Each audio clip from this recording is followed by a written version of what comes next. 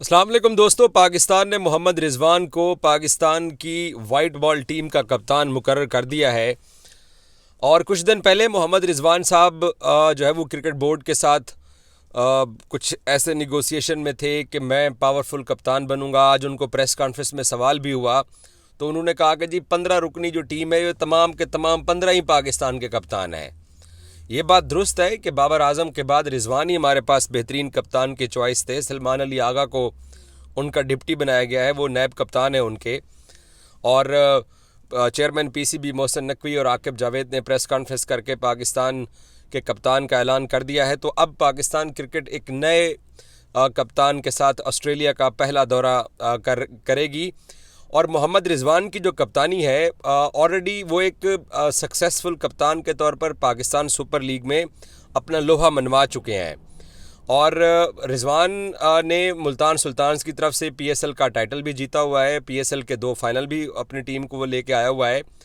और विकेटों के पीछे भी रिजवान खड़े होकर जिस तरीके से टीम को या बॉलर्स को बैक कर रहे होते हैं वो भी हम सब जानते हैं।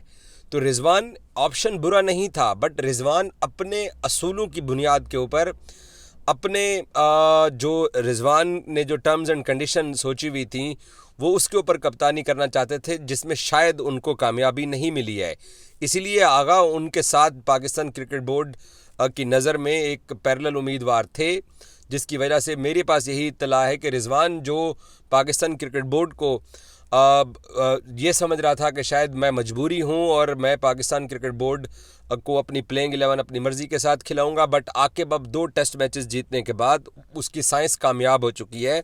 तो और वो साइंस जो है वो रिजवान को शायद T20 या वाइट बॉल क्रिकेट के अंदर उस तरह से नहीं चाहिए थी, बट आकिब ने डोमिनेट किया है। हालांकि आकिब का रोल सिलेक्टर का है। पाकिस्तान क्रिकेट बोर्ड के सरबराह ने आज कहा है कि वो कन्वीनियर हैं, चीफ सेलेक्टर भी नहीं है, बट क्योंकि सिलेक्शन कमेटी के अंदर डिबेट होती है तो वो किसी एक को चीफ सेलेक्टर नहीं बना रहे हैं। बट आकिब क्योंकि आज प्रेस कॉन्फ्रेंस में थे तो इसका मतलब ये है कि वो लीड कर रहे हैं। दूसरा, पाकिस्तान क्रिकेट बोर्ड ने सलमान अली आगा को नायब कप्तान बनाया है। और जो हम सर्जरी देखना चाह रहे थे कि एक अरसे से पाकिस्तान क्रिकेट की सर्जरी हो, उस सर्जरी को लेके मोहसिन नकवी साहब ने आज बोला कि एकदम से नहीं होनी थी, रातों रात नहीं होनी थी, लेकिन वक्त के साथ साथ फिर सर्जरी का अमल जो है वो हुआ है और हमने देखा है कि पाकिस्तान क्रिकेट की सर्जरी हुई है।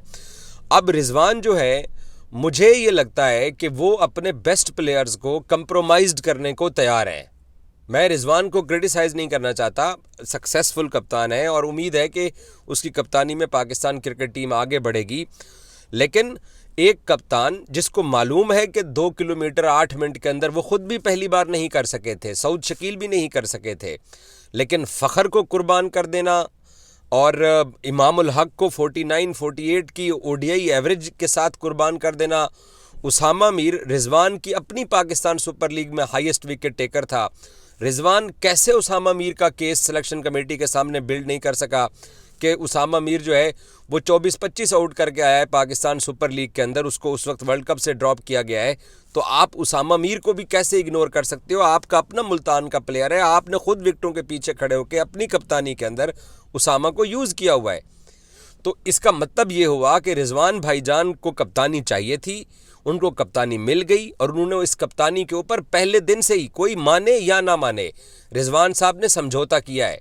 और ये हमारे यहाँ नज़रिया ज़रूरत कोई पहली दफ़ा हम नहीं देख रहे हैं। हमारे यहाँ हर शोबे के अंदर, चाहे हमारी जुडिशरी हो, चाहे हमारी बाकी इदारे हों, हमारी अब क्रिकेट भी है, वो भी नज़रिया ज़रूरत के ऊपर चलती है।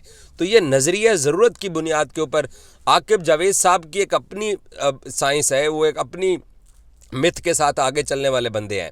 बट रिजवान जो थे उसको, फ़खर को, इमाम को और उसामा को वो कैसे लूज़ कर सकते हैं?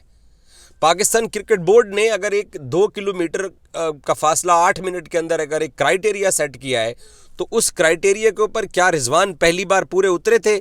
क्या सऊद शकील पहली बार पूरे उतरे थे? सऊद ने तो नहीं किया। क्या नुमान अली, साजिद, उस्मान खान को आपने पाकिस्तान की टेस्ट T20 टीम के अंदर रखा है? तो क्या उसमें इमाम या उसामा या फ़खर नहीं आ सकते थे? बट चेयरमैन ने फ़खर के बारे में बोला कि एक तो उसकी फ़िटनेस का मसला था, दूसरा उसके ट्वीट का मसला था।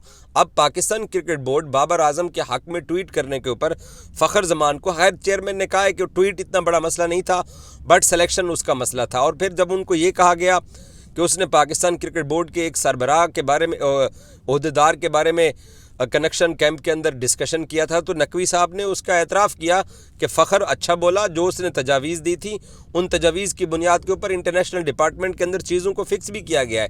यानी उस्मान वाला के बारे में जो कंप्लेन फ़खर जमान ने की हैं, क्रिकेट बोर्ड ने उनको सीरियस लिया और उस्मान वाला साहब को मुझे लगता है कि दीवार के साथ लगा दिया गया है, क्योंकि वो बहुत अरसे से पाकिस्तान क्रिकेट की तबाही करवा रहे थे। एशिया कप 2023 हमारे सामने है कि जो उस बंदे का किरदार था, जिस तरीके से हम BCCI के सामने लेट गए और वो ज़का अशरफ को मिसलीड करता था।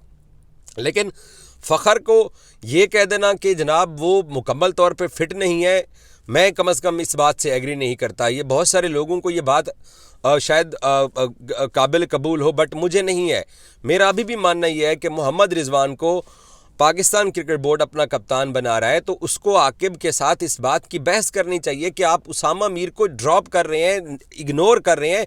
चलें, आपने सेंट्रल कॉन्ट्रैक्ट तैयब ताहिर को नहीं दिया, आपने सेलेक्ट कर लिया, उसको खिला रहे हैं आपने और बहुत सारे प्लेयर्स को सेंट्रल कॉन्ट्रैक्ट नहीं दिया, बट आप पाकिस्तान टीम के अंदर उनको लेके ऑस्ट्रेलिया भी आ रहे हैं और अब जिम्बाब्वे भी लेके जाएंगे। लेकिन कैसे ये लोग इग्नोर हो सकते हैं?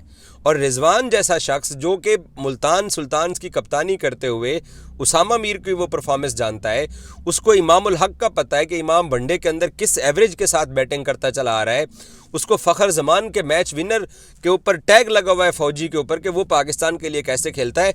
तो रिजवान साहब ने समझौते के साथ कप्तानी कबूल की है। वो ये बात माने या ना माने, ये नज़रिया ज़रूरत के तहत कप्तानी कबूल हुई है।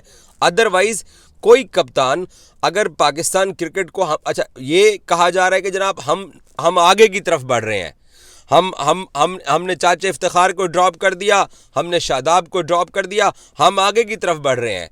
भाईजान मुझे आप एक बात बताइए, शाहीन शाह अफरीदी को तो आप फिर भी खिला रहे हैं। शाहीन शाह अफरीदी की तरफ आपकी तवज्जो नहीं जाती है, जिसने सबसे ज़्यादा बुरी बॉलिंग की है पिछले 1-1.5 साल में और पाकिस्तान को बहुत महंगा पड़ा है। आपने बाबर आजम को टेस्ट से ड्रॉप कर दिया। ऑस्ट्रेलिया के वनडे और T20s के लिए आपने बाबर आजम को सिलेक्ट कर लिया, उसकी परफॉर्मेंस बेस के ऊपर सिलेक्ट किया है। एक तरफ आपका क्राइटेरिया कुछ और है, दूसरी तरफ आपका क्राइटेरिया कुछ और है। हम बाबर को सारे सपोर्ट करते हैं। जो बाबर आजम के लिए बेंचमार्क आपने सेट किया है कि आप एक सीनियर प्लेयर को लेके आप टीम के साथ चल रहे हैं, तो वो फ़खर जमान के लिए क्यों नहीं है? इससे पहले पाकिस्तान की एक और सिलेक्शन कमेटी थी जिन्होंने हारिस रऊफ का सेंट्रल कॉन्ट्रैक्ट भी टर्मिनेट कर दिया, उसको शोकाज नोटिस भी दे दिया। क्यों? क्योंकि उसने टेस्ट क्रिकेट खेलने से इनकार किया था। क्या वो टेस्ट क्रिकेटर था या उसकी टेस्ट का टेम्परामेंट था कि वो उसने इनकार किया है? उस वक्त भी क्रिकेट बोर्ड में यही डायरेक्ट इंटरनेशनल क्रिकेट उस्मान वाला और बाकी लोग थे जिन्होंने हारिस रऊफ के साथ ये किया था। मजमूई तौर के ऊपर पाकिस्तान क्रिकेट, मुझे अच्छा लगा आपने नए प्लेयर्स को चांस दिया, आपको नए प्लेयर्स को मौका देना चाहिए, लेकिन क्राइटेरिया आपको एक जैसा सेट करना चाहिए। जो क्राइटेरिया आप बाबर के लिए, शाहीन के लिए, सलमान अली आगा के लिए, रिजवान के लिए आप रख रहे हैं, वही आप बेंचमार्क बाकी प्लेयर्स के लिए भी रखें। ये जो पिक एंड चूज़ का सिलसिला हमने शुरू किया हुआ है, और अभी भी इस वक्त भी देखिए, अहमद दानियाल एक लड़का जो कि पाकिस्तान की, आकिब जावेद अगर चीफ सेलेक्टर ना होते तो क्या अहमद जो है वो पाकिस्तान के, अहमद दानियाल पाकिस्तान की टीम में कोई एक बंदा बता दे क्या वो कभी सिलेक्ट होता? अगर उसकी इतनी आउटस्टैंडिंग परफॉर्मेंसेस थी, अगर वो इतना ही कोई बड़ा डोमेस्टिक के अंदर हमने कोई 30 मार खान अहमद दानियाल को बिठाया हुआ था, तो अहमद दानियाल अब तक पाकिस्तान के किसी और चीफ सेलेक्टर को नज़र ही नहीं आया, किसी और सिलेक्शन कमेटी को नज़र ही नहीं आया। वो सिर्फ एक पाकिस्तान सुपर लीग की या लाहौर कलंदर की परफॉर्मेंस की बुनियाद के ऊपर आपने अब जो है ना उसको चांस दे दिया है। जहां दाद खान को आपने मौका दे दिया है, बट आपके बहुत सारे ऐसे प्लेयर्स थे जिनको आप चांस दे सकते थे, बट क्योंकि अब आकिब जावेद साहब का, जैसे मैंने कहा कि उनकी साइंस कामयाब हो गई है, उन्होंने स्पिन विकेटें बना के 3 स्पिनर्स के साथ पाकिस्तान को टेस्ट मैच खिला के अब उनका सौदा बिकेगा। अब उनकी जो साइंस है वो कामयाब हो गई है। अब वो जो भी बात करेंगे वो ऐसा लगेगा कि जनाब आगे जाके सच साबित होगी। आई विश के पाकिस्तानी टीम कामयाब हो, रिजवान कामयाब हो, सलमान अली आगा कामयाब हो, लेकिन मेरा अभी भी ये मानना है कि असूलों पर समझौता करके रिजवान ने कप्तानी कबूल की है।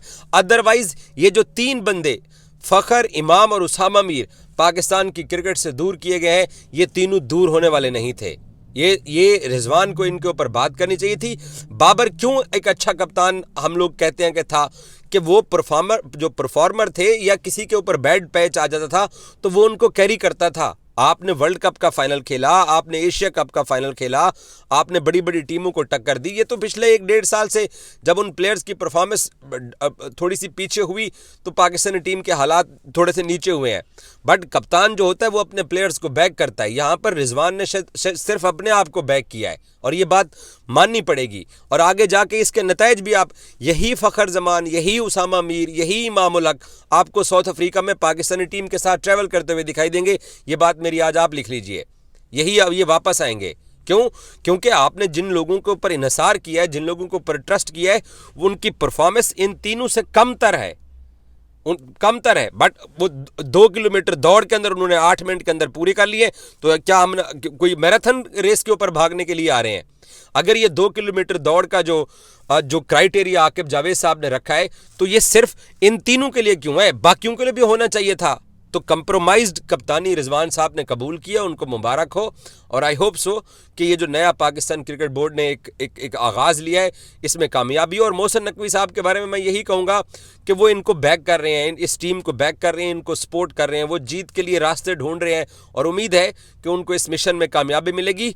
लेकिन ये जो कप्तानी कबूल हुई है रिजवान साहब की तरफ से, और ये जो आपने अपने 3 प्लेयर्स को दीवार के साथ लगाया है, ये किसी भी तौर के ऊपर इस सिलेक्शन का जो है ना वो हम एक फेयर फैसला नहीं कह सकते हैं। और मैं आपको अभी, मेरा दिल कहता है कि ये तीनों आपको दौरे साउथ अफ्रीका में टीम के साथ ट्रैवल करते हुए दिखाई देंगे। Thank you so much.